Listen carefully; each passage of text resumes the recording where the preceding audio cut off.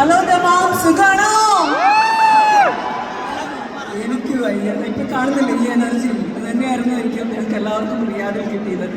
എനിക്ക് തോന്നുന്നു ഇവിടെ വരുമ്പോൾ മാത്രം സ്പെഷ്യലായിട്ട് കിട്ടുന്ന ഒരു സ്നേഹമാണ്. And thank you so much for that.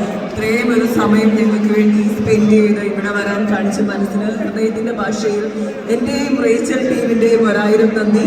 പിന്നെ എന്തുണ്ട് വിശേഷങ്ങള്? എങ്ങനെ സൗദി അടിപൊളിയല്ലേ?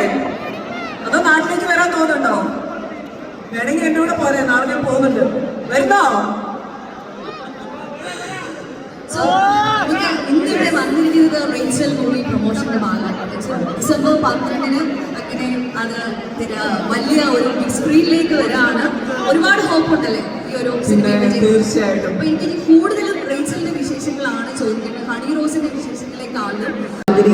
ആണ് മൂവി ഡയറക്റ്റ് ചെയ്തിരിക്കുന്നത്. ആനന്ദിനി ഈ സ്റ്റോറി പറയുന്ന സമയത്ത് തന്നെ ഞാൻ ഭയങ്കര എക്സൈറ്റഡ് ആയിരുന്നു. കാരണം അത്ര രസകരമായിട്ട് ഉള്ള കഥാപാത്രവും അത്ര രസകരമായിട്ടുള്ള മൂവിയും നമ്മൾ ഇതുവരെയും കണ്ടിട്ടില്ലാത്ത കഥാപശ്ചാത്തലമുള്ള ഒരു സിനിമയാണ് റേച്ചൽ.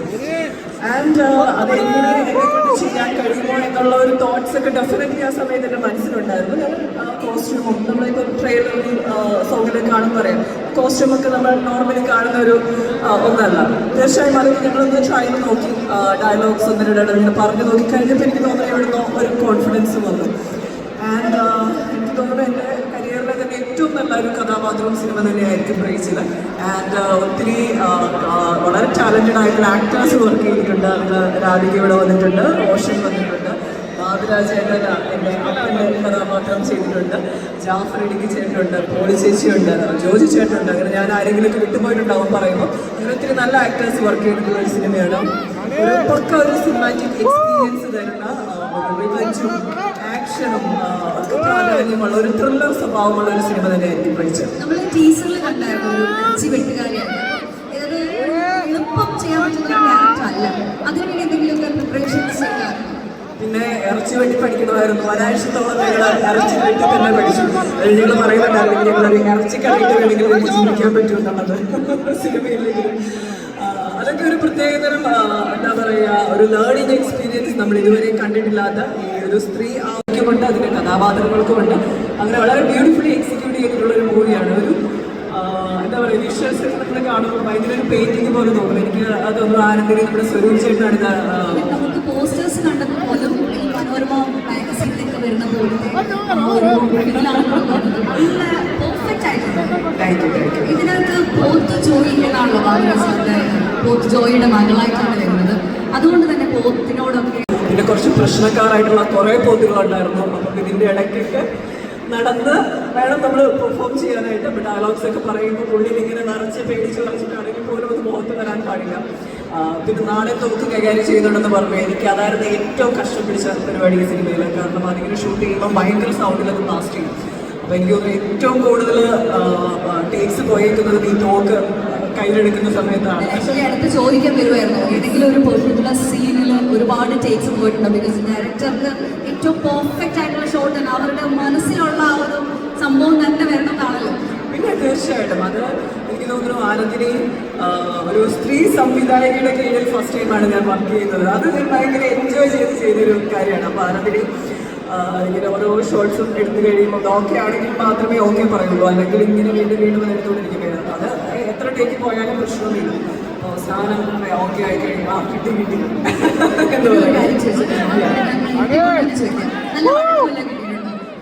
എന്താ ഭയങ്കര സോഫ്റ്റ് ആയിട്ടുള്ള സ്വീറ്റ് ആയിട്ടുള്ള പക്ഷേ കൃത്യമായിട്ടുള്ള വിഷനുള്ള ഒരു ഡയറക്ടർ തന്നെയാണ് ആനന്ദിനി. എന്ത് വേണം എന്നറിയാം, അതെങ്ങനെയാണ് നമ്മുടെ എടുക്കണം എന്നറിയാം. ആൻഡ് അതേപോലെ സോറി, ഞങ്ങളിവിടെ വർത്താനം പറഞ്ഞുകൊണ്ടിരിക്കുന്നുണ്ട്. ആ സൈഡിലേക്ക് നോക്കാൻ പറ്റിയില്ല. സുഖാണോ? ശരി, എന്താ നമ്മൾ പറഞ്ഞത്? ആനന്ദിനിയുടെ കാര്യം എടുത്തു പറയുന്ന പോലെ തന്നെ നമ്മൾ പറയേണ്ട ഒരു വ്യക്തിയാണ് ഇബ്രിക് ഷൈഖ് സാർ. അദ്ദേഹമാണ് ഈ സിനിമ പ്രസന്റ് ചെയ്തിരിക്കുന്നത്. അതുമാത്രമല്ല ഈ സിനിമയുടെ സ്ക്രിപ്റ്റ് കൂടി അദ്ദേഹം ചെയ്തിട്ടുണ്ട്. എനിക്ക് തോന്നുന്നു അദ്ദേഹത്തിൻ്റെ ഒരു ഗൈഡൻസ് ഞങ്ങൾക്ക് ത്രൂ ഔട്ട് ഈ സിനിമയിൽ കിട്ടിയിട്ടുണ്ട്. ഒരു ആക്ടർ എന്നുള്ള രീതിയിൽ കുറച്ചും കൂടി ഒരു പെർഫെക്ഷൻ ആക്ടിങ്ങിൽ കൊണ്ടുവരാനും ഡയലോഗ് ഡെലിവറിയിലും ഒക്കെ കുറേ കാര്യങ്ങൾ പഠിക്കാനും ശ്രദ്ധിക്കാനും ഒക്കെ അദ്ദേഹത്തിൻ്റെ ഒരു ഗൈഡൻസ് ഭയങ്കരമായിട്ട് ഹെൽപ്പ് ചെയ്തിട്ടുണ്ട്. ആൻഡ് നമ്മുടെ ഈ മൂവി പ്രൊഡ്യൂസ് ചെയ്തിരിക്കുന്നത് പാതുക്കയാണ്. പാതുക്കയുടെ വൈഫ് മഞ്ജു പാതുക്ക. യെസ്, അതേ പുള്ളിക്കാരി. ആനന്ദിന് ഈ കഥ പറയുന്ന സമയം തൊട്ട് ആ ഒരു ജേർണിയിൽ പങ്കുചേർന്നേക്കുന്ന ഒരാളാണ് ഞാൻ. ഷൂട്ടിംഗ് സമയത്തായാലും ഒക്കെ ആ ഒരു യൂണിറ്റി ഞങ്ങൾക്ക് എല്ലാവർക്കും ഭയങ്കരമായിട്ടുണ്ടായിരുന്നു. ഭയങ്കരമായി എൻജോയ് ചെയ്തൊരു സിനിമയാണ്. എനിക്ക് തോന്നുന്നു എനിക്ക് കൂടുതലും കോമ്പിനേഷൻ സീൻസ് രാധികയുടെ കൂടെ ഉണ്ടായിരുന്നു, റോഷൻ്റെ കൂടെ ഉണ്ടായിരുന്നു. രാധികയെ പറ്റി പറയുകയാണെങ്കിൽ ഭയങ്കര നന്നായി പെർഫോം ചെയ്യുന്ന ഒരു ആക്ടറാണ്. നമ്മൾ ഓൾറെഡി കുറേ മൂവീസ് പുള്ളിക്കാരിനെ കണ്ടിട്ടുണ്ട്. അതേപോലെ തന്നെ ഞങ്ങളുടെ ഒരു കെമിസ്ട്രി ഞങ്ങളുടെ അപ്പോൾ ഭയങ്കര രസമായിരുന്നു. സെറ്റിൽ ഭയങ്കര കംഫർട്ടായിട്ട് വർക്ക് ചെയ്യാൻ കഴിഞ്ഞു. ആൻഡ് റോഷൻ ചന്തു ഭയങ്കര രസമായിട്ടുള്ള ഭയങ്കര ഇന്നസെൻ്റ് ആയിട്ടുള്ള ക്യൂട്ടായിട്ടുള്ള ഒരു കഥാപാത്രങ്ങൾ ചെയ്തിട്ടുണ്ട്. എനിക്ക് തോന്നുന്നു ചന്തുവിനെ ലോകയ്ക്ക് മുമ്പാണെന്ന് തോന്നുന്നു ഞങ്ങളുടെ ഷൂട്ട് സ്റ്റാർട്ട് ചെയ്തത്. ഭയങ്കര രസമായിട്ടുള്ള ഒരു കഥാപാത്രമാണ്. ഉണ്ടായിരുന്നു ഭയങ്കര നല്ലൊരു എക്സ്പീരിയൻസ് ആയിരുന്നു. ഞാൻ ചില വലിയ ആർട്ടിസ്റ്റുകളൊക്കെ പറയുന്നത് കേട്ടിട്ടുണ്ട്, ഷൂട്ടൊക്കെ കഴിഞ്ഞാലും അവർ ആ ക്യാരക്ടറിലേക്ക് ഇറങ്ങി വീട്ടിൽ ചെന്നാലും ചിലപ്പോൾ അങ്ങനെ പ്രത്യേകിച്ച് ദിലീപേട്ടനൊക്കെ പറയുന്നുണ്ട്. ചാന്തോടെ മുന്നിലേക്ക് കഴിഞ്ഞപ്പോൾ പുള്ളിക്ക് ആ ഒരു ബാലൻസ് കംപ്ലീറ്റ്ലി വിട്ട് കളയാൻ പറ്റില്ല. ഒരു ഇറച്ചി വെട്ടുകാരിയായിട്ട് അത് എടുക്കാറുണ്ടാവില്ലായിരുന്നു. പക്ഷെ എന്നാലും അത്രയും യൂണീക്കായിട്ടുള്ള ഒരു സ്ത്രീയെ നമ്മൾ വളരെ വിരളമായിരിക്കും ജീവിതത്തിൽ കാണുന്നത്.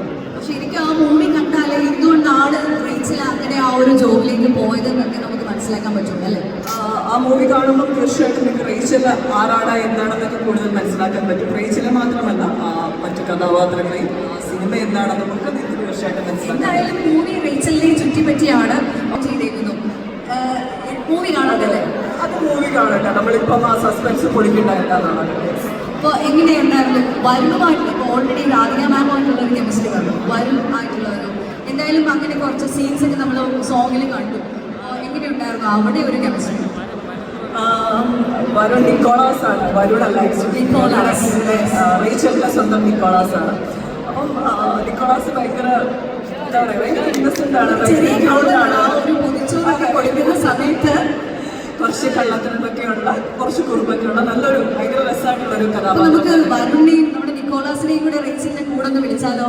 Let's welcome the stylish and glamorous one and only Varun. Sorry, Roshan Basheer.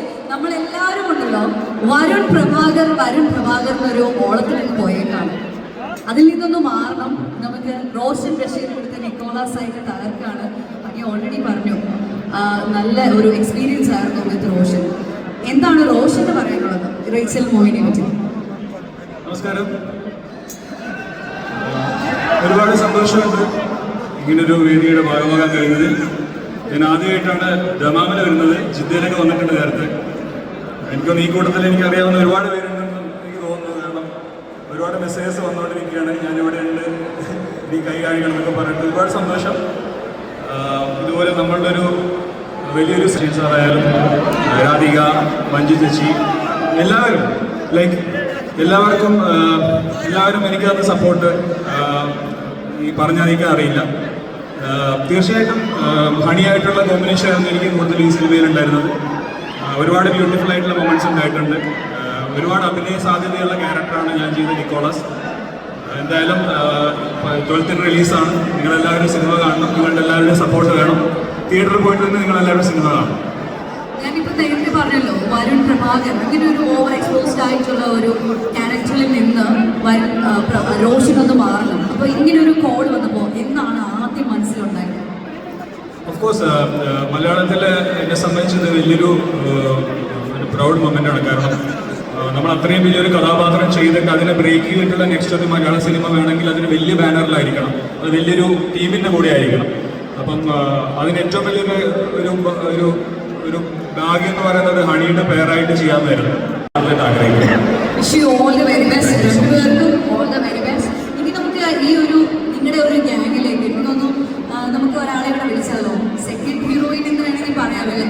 കട്ടയ്ക്ക് നിൽക്കുന്ന അപ്പൻ എന്ന മൂവിയിലൂടെ മലയാള ചലച്ചിത്ര രംഗത്തേക്ക് കടന്നു വന്നു നമ്മുടെ ശീലയായി കടന്നു വന്ന നമുക്ക് ഏറ്റവും സ്നേഹത്തോടെ സ്വാഗതം ചെയ്യാം രാധിക രാധാകൃഷ്ണയിലേക്ക്. റേച്ചൽ മൂവിയില് ഇവരോടൊക്കെ കിടപിടിച്ച് നിൽക്കുന്ന ഒരു പ്രകടനം കാഴ്ചവെച്ച അടിപൊളി സെക്കൻഡ് ഹീറോയിനാണ്. Hi Radhika, welcome to Dammam. Thank you so much. Second hero എന്നൊന്നും പറയാൻ പറ്റില്ല, ഒരു ക്യാരക്ടർ കിട്ടിയത് നന്നായി ചെയ്തതെന്ന് മാത്രമേ പറയാൻ പറ്റുള്ളൂ. Thank you so much. Good evening and നമസ്കാരം. എനിക്ക് ഇങ്ങോട്ട് വന്നതിൽ ഒരുപാട് സന്തോഷമുണ്ട്. മെയിനായിട്ട് പറയുകയാണെങ്കിൽ ഗൾഫ് എന്ന് പറയുന്നത് ജസ്റ്റ് ഒരു കൺട്രി അല്ലെങ്കിൽ ഏരിയ മാത്രമല്ല, എൻ്റെ ജീവിതത്തിൽ വളരെ ഇമ്പോർട്ടൻ്റ് ആയിട്ടുള്ള ഒരു എല്ലാ കാര്യങ്ങളിലും ഭാഗമായിട്ടുണ്ട്. കാരണം എൻ്റെ അച്ഛൻ, ഞാൻ കുഞ്ഞുനാളിലൊക്കെ അച്ഛൻ ഒരു മാസം ലീവിൽ വരുന്നത് മാത്രം കണ്ടിട്ടുള്ള ഒരാളാണ്. എന്നെ വളർത്തിയത് മുഴുവൻ അച്ഛൻ ഗൾഫിലേക്ക് ആശ്രയിച്ചിട്ടാണ്. പിന്നെ അത് കഴിഞ്ഞ് ഞാൻ വലുതായി ഞാൻ ജോലി ചെയ്തതും കുറച്ച് കാലം ഗൾഫിലായിരുന്നു. അതിനുശേഷം എൻ്റെ ജീവിതത്തിൽ ഇങ്ങനെ വലിയൊരു സിനിമയുടെ ഭാഗമാവാൻ പറ്റി. അതിൽ വീണ്ടും ഗൾഫിൽ ഇത്രയും ആൾക്കാരുടെ മുന്നിൽ വരാൻ പറ്റിയതൊക്കെ ഉള്ളതിൽ ഒരുപാട് സന്തോഷമുണ്ട്. Thank you so much. ഗൾഫിലേക്ക് വരുമ്പോൾ കിട്ടുന്ന ഒരു സ്നേഹം ഉണ്ടല്ലോ, അതൊരു പ്രത്യേകതരം. നമ്മുടെ പ്രവാസികൾ അങ്ങനെയാണ്, മനസ്സ് നിറഞ്ഞ സ്നേഹിക്കും. അത് ഇവിടെ ദമാമിൽ വന്നിട്ടുള്ള എല്ലാവർക്കും, പ്രത്യേകിച്ച് നിങ്ങൾ റിയാദിൽ കണ്ടതല്ലേ നമ്മുടെ ആ ഒരു സ്നേഹം, നിങ്ങൾക്കത് മിസ്സായി. എങ്കിലും ഞങ്ങൾ ഭയങ്കര ഗ്രേറ്റ്ഫുൾ ആണ്. നമ്മൾ ഇത്രയും പാടുപെട്ടിട്ടായാലും നിങ്ങൾ ദമാമിൽ നമ്മളോടൊപ്പം ഇന്ന് ജോയിൻ ചെയ്തു. We are very thankful for that. അപ്പോൾ ഹണിയോട് ചോദിച്ച പോലെ അതേ ഒരു ക്വസ്റ്റ്യൻ ചോദിക്കുകയാണ്. ഷൂട്ടിൻ്റെ സമയത്ത് എന്തൊക്കെ പ്രിപ്പറേഷൻസ് ഉണ്ടായിരുന്നു? ഏറ്റവും ഡിഫിക്കൽട്ട് ആയിട്ടുള്ള ഒരു ടാസ്ക് ഏതായിരുന്നു? ഏറ്റവും ഡിഫിക്കൽട്ട് ആയിട്ടുള്ള ഒരു കാര്യം എന്ന് പറഞ്ഞാൽ എനിക്ക് തോന്നുന്നു ഇറച്ചി വെട്ടുന്നത് അതിൻ്റെ ഒരു ട്രെയിനിങ് തന്നെയായിരുന്നു. അത് അത്രയും അധികം റിയലായിട്ട് വെട്ടാനും ശരിക്കും ഇറച്ചി വെട്ടുകാരാണ് അത് ചെയ്യുന്നത് എന്നൊരു നാച്ചുറാലിറ്റി വരാനും വേണ്ടിയിട്ട് ഞങ്ങൾക്ക് ട്രെയിനിങ് ഉണ്ടായിരുന്നു. ഞങ്ങൾ പറയാറുണ്ട് ഇറച്ചി വെട്ടിൻ്റെ ട്യൂഷൻ ഞങ്ങൾക്ക് കിട്ടിയത്. സോ അത് ഞങ്ങളൊരു ഇറച്ചിക്കടയിൽ പോയി ഇറച്ചി വെട്ടി പ്രാക്ടീസ് ചെയ്ത് അത് ശരിക്കും ചെയ്യാനായിട്ട്, അപ്പം അങ്ങനെയുള്ള ഒരു എഫേർട്ടൊക്കെ ഞങ്ങളുടെ സ്ഥലത്ത് വന്നതാണ് ഏറ്റവും കൂടുതൽ കഷ്ടപ്പെട്ട് ചെയ്തിട്ടുള്ള ഒരു കാര്യം. So sorry to interrupt. നമ്മുടെ ഒരു ഈ മോളുടെ അമ്മയുടെ മിസ്സിംഗ് ആണ്. മോളുടെ അമ്മയുടെ പേരെന്താ? ഹസീബ. ഇവിടെ എവിടെയെങ്കിലും ഉണ്ടെങ്കിൽ ദയവായി ബാക്ക് സ്റ്റേജിലേക്ക് വരാം. മോള് നമ്മളോടൊപ്പം ഉണ്ട്. Thank you.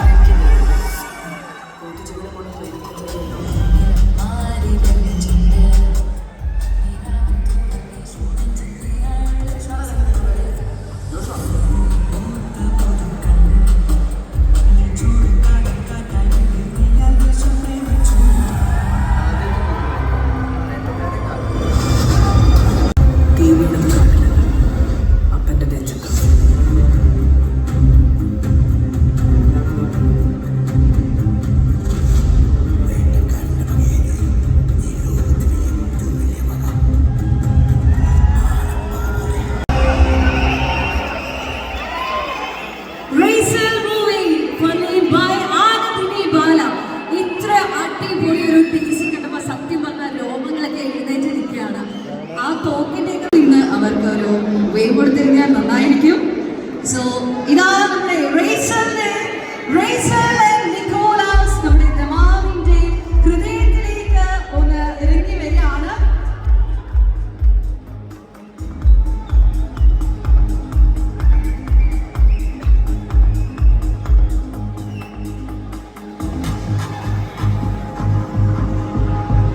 Yes, Hani Rose is